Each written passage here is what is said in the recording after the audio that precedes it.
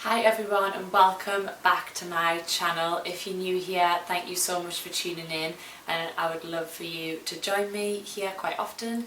So if you would like that too, then please press subscribe, and also if you could hit this with a like, it would really support my channel. And then we'll jump straight into today's topic. So today I want to talk a bit about periods and contraception and how your cycle can affect your training and nutrition. I'm sort of learning a little bit more about mine. I've talked a little bit about it on my Instagram, so if you don't follow me on there, a little bit of background is I was on the pill for 10 years, and then I had the implant in my arm for just under 3 years, which I just got removed in January. So it was actually after I'd had my breast implants removed. I just decided I wanted no foreigns in my body.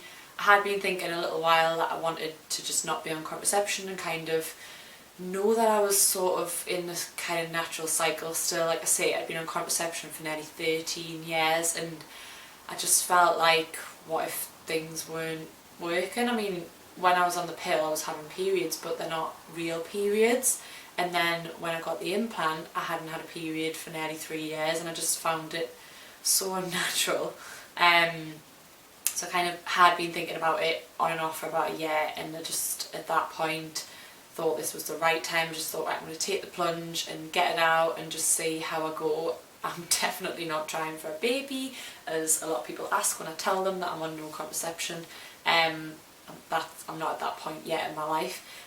Really focused on my career and stuff, and just sort of a bit selfish really, a bit too selfish for that just yet. But yeah, so we are using condoms. It's not like I'm not using anything at all, because I know some people use, like, there's apps where they tell you when you're fertilising and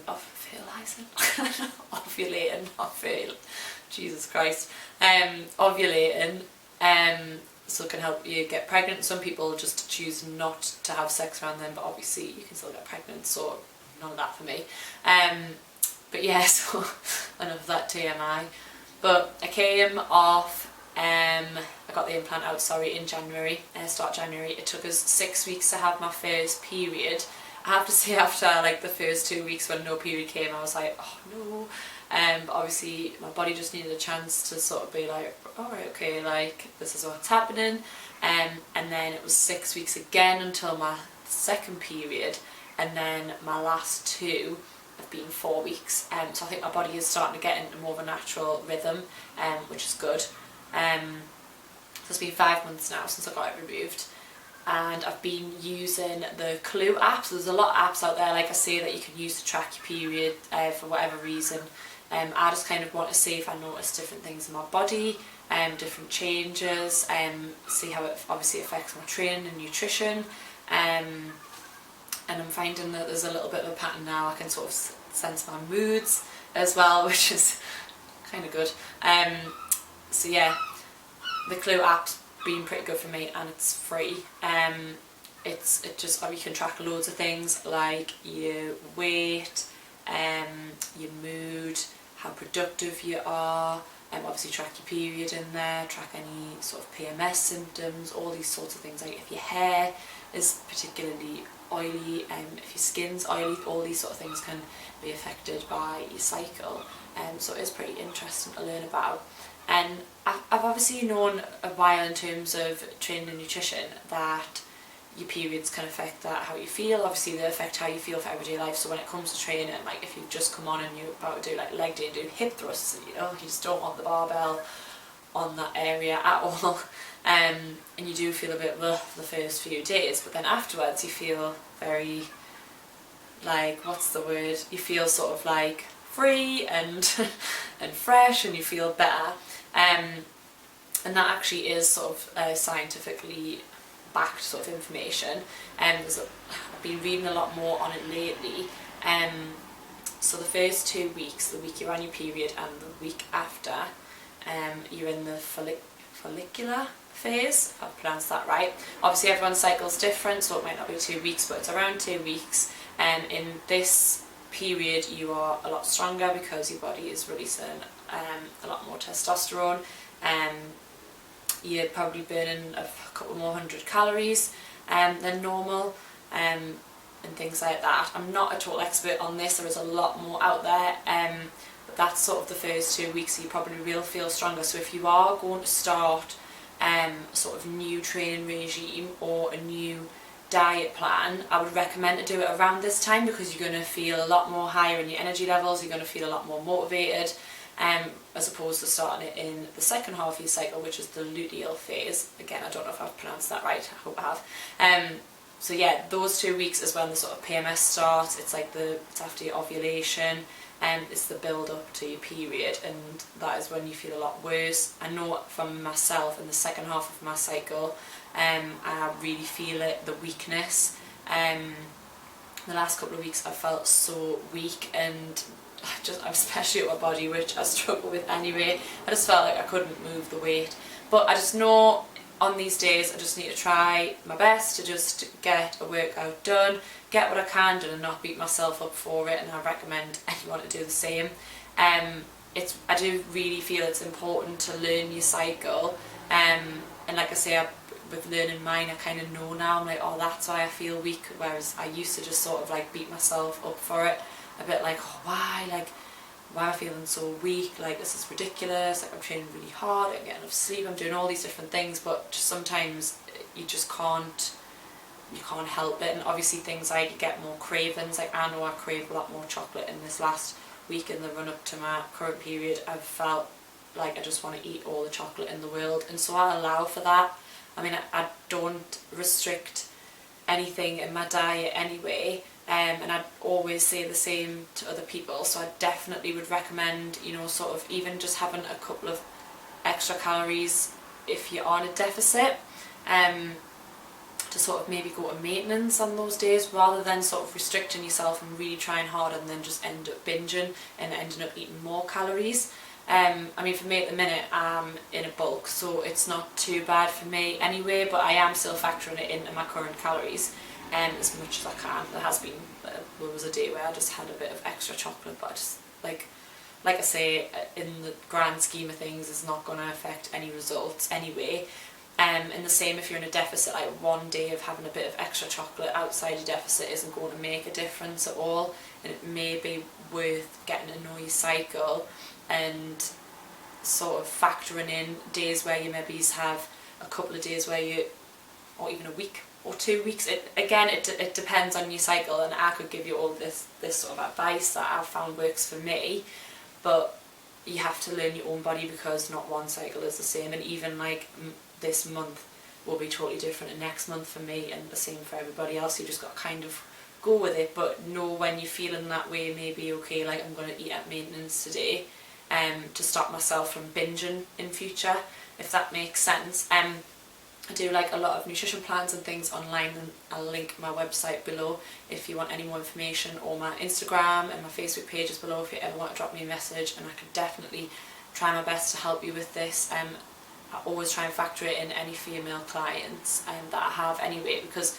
it's so disheartening when you're putting in all the effort and all the work and you just feel like, oh, like I feel weak and I feel like I'm just craving chocolate. Like it is not your fault, like it's nature really, but it's learning how to manage them things, I think, in the best way possible, and sort of get something that works for you. And like I say, I'll try my best to help, but you need to sort of learn your own cycle at the same time, because I can only give advice from what I've learned from mine.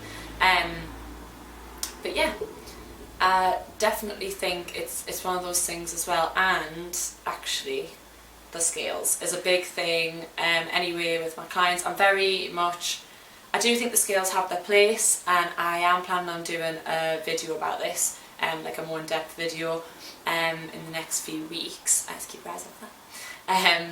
But at the scales as well, comparing your results from like week on week basically, in my eyes is not really a good sort of, what's the word? It's not really a good, I can't think of the word, but it's not really the best way to track a female's progress. You're better off tracking sort of week 1 of your period and comparing it with week 1 of your last period, and so on and so on, throughout your cycle. That'll give you a more accurate reading of where your weight actually sits, as opposed to comparing week on week when you're at different parts of your cycle, which affects the scales.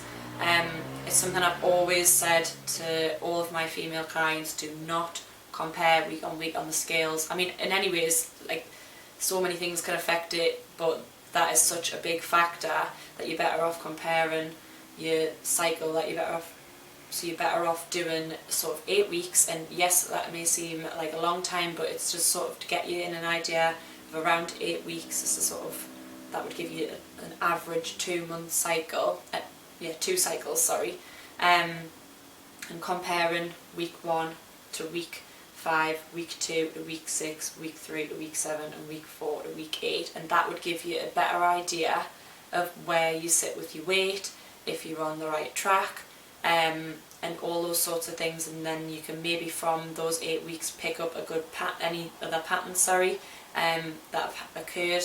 And like I say, if you're putting it into an app anyway, it makes it quite easy to sort of check any patterns in your mood and your cravings, because that's another good one that's in the app that I use. And I just think I find a bit more manageable. Like, I definitely find that, and I feel like things like when I know that PMS is coming and my hormones are going to be a bit crazy, I'll generally up my fats, because fats help to balance out your hormones, which is part of the reason why they're so important in your diet. But I generally up my fats and just decrease the carbs very slightly, just because it can make us feel a bit more sluggish. But that's just what I find works for me. Again, you've just got to sort of find what works for you, and I would be more than happy to help you do that if you needed it. But it is definitely worth getting to sort of know your cycle. And saying all that, if contraception works for you, then please don't just come off it.